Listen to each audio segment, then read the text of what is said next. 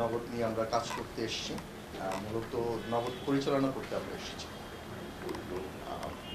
এই পরিচালনা করার ক্ষেত্রে আমরা কিছু অনিয়ম আসলে দেখেছি। অনিয়মগুলো হচ্ছে, প্রথম যদি ধরি সেটা হচ্ছে যে এখানে এক্সেস ই মানি ক্রিয়েট করা হয়েছে। আপনারা যদি ভিডিওতে দেখেন দেখবেন আমাদের গভর্নর স্যারও বলেছেন যেখানে 600 কোটি টাকা বা তার চেয়ে বেশি কিছু এক্সেস ই মানি ক্রিয়েট করা হয়েছে, সেটা একটা বিষয়। দ্বিতীয়ত হচ্ছে কিছু ফান্ড তহবিল আসলে সরিয়ে ফেলা হয়েছে, যে নগদ বা এমএফএস প্রতিষ্ঠানগুলো তাদের যে ডিস্ট্রিবিউটর যে চ্যানেলটা থাকে সেদিক দিয়ে আসলে তাদের এই ই মানি কার্যক্রমটা পরিচালনা করে, সেখান দিয়ে একটা প্যারালাল আমরা যদি বলি একটা ডিস্ট্রিবিউশন সিস্টেম তৈরি করে বেশ কিছু ফান্ড সরিয়ে ফেলেছে বলে আমাদের মনে হয়েছে। আমি মনে হয়েছে এই কথাটা বলছি কারণ আমাদের আসলে এখানে কাজ ছিল নগদকে পরিচালনা করা। আমার যেটা টার্মস অফ রেফারেন্স ছিল সেটা কিন্তু তদন্ত পরিচালনা করা না। আমরা বিপিও থেকে যারা এসেছি, আমরা বাংলাদেশ ব্যাংক থেকে যারা এসেছি, তারা কিন্তু আসলে তদন্ত করতে এখানে আসেনি, পরিচালনা করতে এসেছি। তো অনেক ক্ষেত্রেই যে যখন আমরা কার্যক্রম চালিয়েছি বা নগদ পরিচালনা করেছি, আমাদের কাছে মনে হয়েছে যে এগুলো আসলে শুদ্ধ লেনদেন না, এইভাবে লেনদেন হওয়া উচিত না বা তাদের কাছে টাকা যাওয়া উচিত না। কারণ স্বাভাবিকভাবে কি হবে যে সে যদি ডিস্ট্রিবিউশন চ্যানেলে থাকে, সে টাকা গ্রহণ করবে, টাকা প্রদান করবে, শুধু তার কিন্তু টাকা বের হয়ে যাবে না। সেই জিনিসগুলো আমাদের কাছে সন্দেহজনক মনে হচ্ছে, সেগুলো আমরা প্রতিবেদনে পাঠিয়েছি। এবং দুটো প্রতিষ্ঠান, Bangladesh bank, Bangladesh post office, দুখানে আমরা রিপোর্টগুলো পাঠিয়েছি। সেখান থেকে তারা সেই রিপোর্টগুলো দুদকে চলে গিয়েছে। যেহেতু একটা সরকারি প্রতিষ্ঠান, বাংলাদেশ পোস্ট অফিস, বাংলাদেশ ব্যাংকও সরকারি প্রতিষ্ঠান, স্বাভাবিকভাবেই এই ধরনের কাজ নিয়ে আমাদের একটা রেগুলেটরি অথরিটি আছে, আইন প্রয়োগকারী দুর্নীতি দমন কমিশন আছে, তারা এটা নিয়ে কাজ করছেন। আজকে প্রথম ওনারা এসছেন, আমি বাংলাদেশ ব্যাংকে মিটিংয়ে ছিলাম, আসলাম, কথা বললাম, সেই কাজগুলি তারা করছে।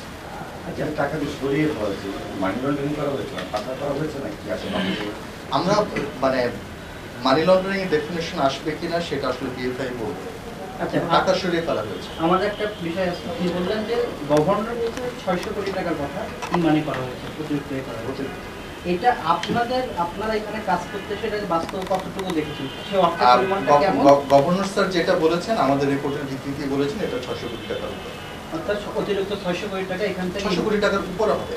ইমানের বিষয়টা হচ্ছে কি, এটা প্রতিদিন চেঞ্জ হয়।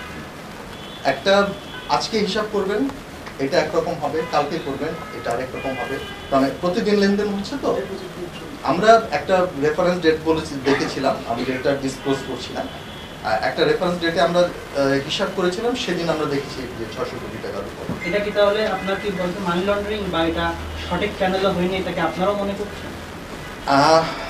দুটো বিষয়, যে ই মানিটা হচ্ছে একটা বিষয়, আরেকটা হচ্ছে ফান্ড ট্রান্সফার করাটা।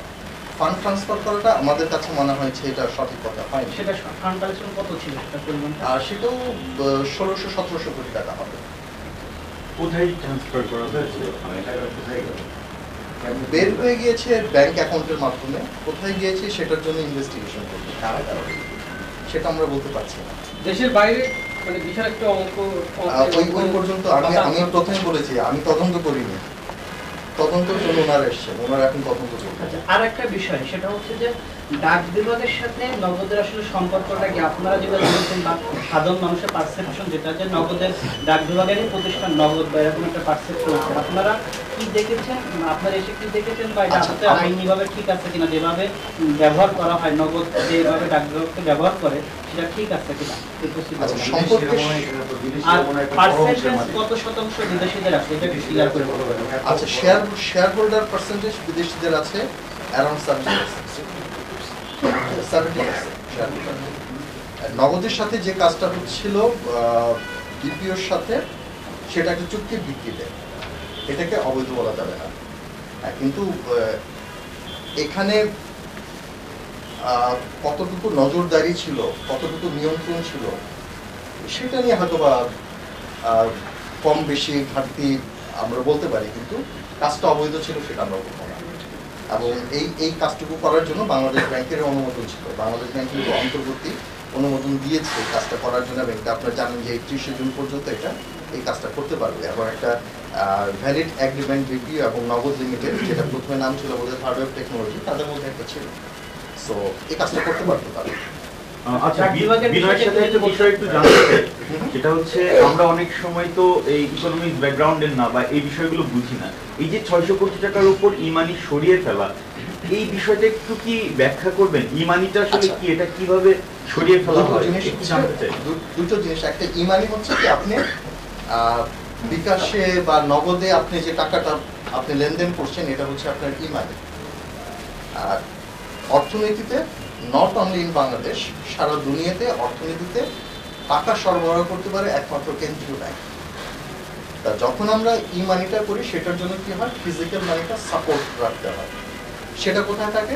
ট্রাস্ট কাম সেটেলমেন্ট অ্যাকাউন্ট নামে একটা আলাদা অ্যাকাউন্ট, সেটা হচ্ছে কাস্টমারের অ্যাকাউন্ট।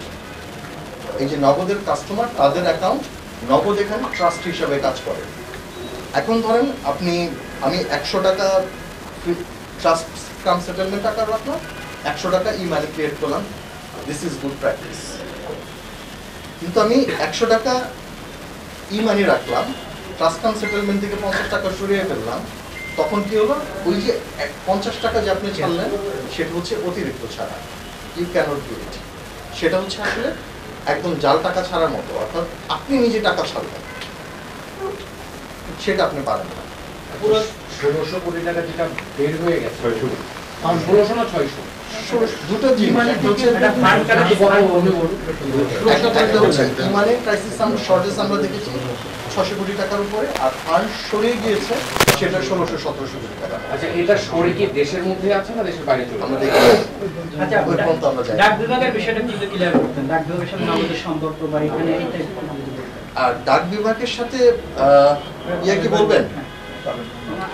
ডাক বিভাগ, আচ্ছা, একটা চুক্তিবদ্ধ সম্পর্ক যে ডাক বিভাগের হয়ে নগদ এই কাজটা করবে, এবং সেটা ছিল রেভিনিউ শেয়ারিং, যে 51% এখান থেকে যে রেভিনিউ হয়, রেভিনিউ হতে আপনি যখন ক্যাশ আউট করছেন, সেখান থেকে দেখেছেন 12 টাকা 50 পয়সা পাচ্ছে, বা আপনি মার্চেন্টে যখন লেনদেন করছেন, সেখানে 1% বা 1% সেই রেভিনিউ 51% ডাক বিভাগ পাবে, 49% পাবে। এই চুক্তি ভিত্তিতে তাদের সাথে এই কার্যক্রমটা পরিচালিত হচ্ছিল, এবং সেটা বাংলাদেশ ব্যাংকের অন্তর্বর্তীকালীন অনুমোদন।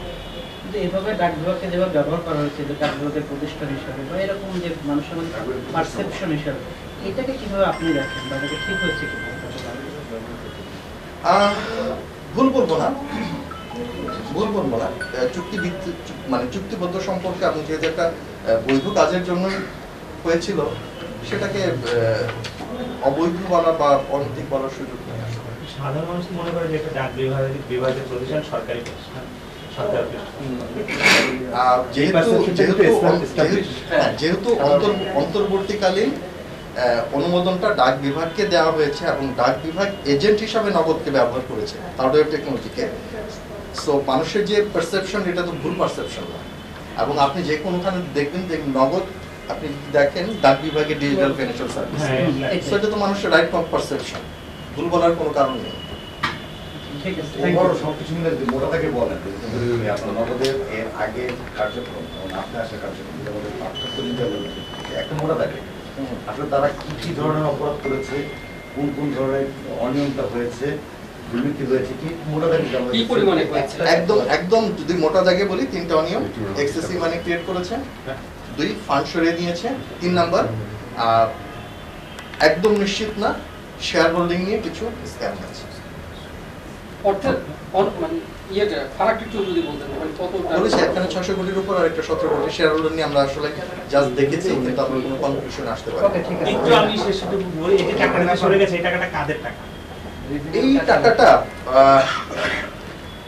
এইটাও আমরা খুব দেখি নেই, কিন্তু মানে আই গেস যে বিভিন্ন সেফটি নেটের টাকা হতে পারে। ঠিক আছে, এই টাকাটা যে সরে গেল, এখন পদক্ষেপটা কি নেওয়া হলো? ওইখানে যে টাকাগুলো সরে গিয়েছে সেখানে তো আর পদক্ষেপ নেওয়ার কিছু নাই, কিন্তু যে টাকাগুলি রয়ে গিয়েছিল সেগুলো আমরা বন্ধ করে দিয়েছি।